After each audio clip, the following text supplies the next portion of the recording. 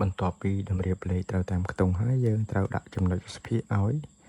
ចំនួនគត់បាទដាក់ចំណុចទស្សភាគហើយត្រូវថែម0បាទសួស្តីវីដេអូនេះយើងមកកែលំហាត់មួយគេឲ្យយើងគណនាផលបូកចំនួនទស្សភាគនេះគឺជាការបូកចំនួនទស្សភាគនិងចំនួនគត់បាទ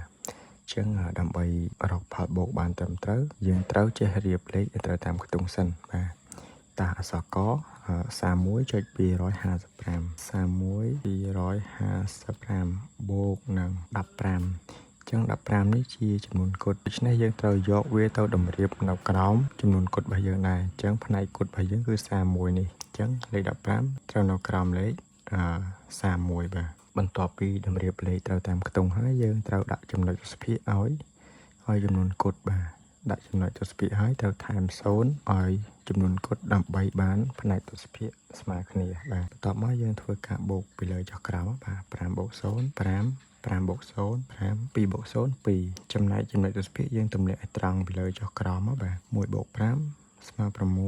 បូក1ស្មើ4ដូច្នេះចម្លើយយើងស្មើ 46.255 យើងយកវាមកបំពេញនៅជួរដេករបស់យើងមកបាទរីឯអក្សរខដូចគ្នាដែរ 185.08 បូកនឹង152អញ្ចឹង152ជាចំនួនគត់ដូច្នេះត្រូវយកវាមកតម្រៀបក្រោមផ្នែកគត់របស់យើងដែរបាទអញ្ចឹង152ប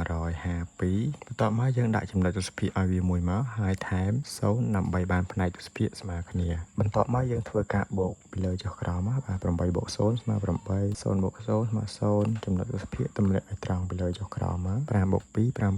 8បូក5ស្មើនឹង13សរសេរលេខ3ត្រាទុក1 1បូក1 2 2បូក1 3អញ្ចឹងចម្លើយយើងស្មើនឹង 337.08 និងអក្សរកបាទ28បូកនឹង14.018អ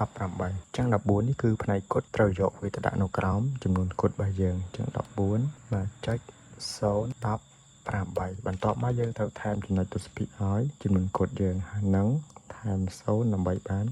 ផ្នែកទស្សភាគស្មើគ្នាយើងធ្វើការបូកមក0បូក8 8 0បូក1 1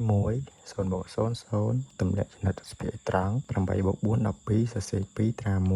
បូក2 3 3បូក1 4ដូច្នេះចម្លើយយើងស្មើ 42.018 អរគុណសម្រាប់ការទស្សនាហើយសូមជួយចុច Subscribe Channel ម្នាក់មួយផងអរគុណ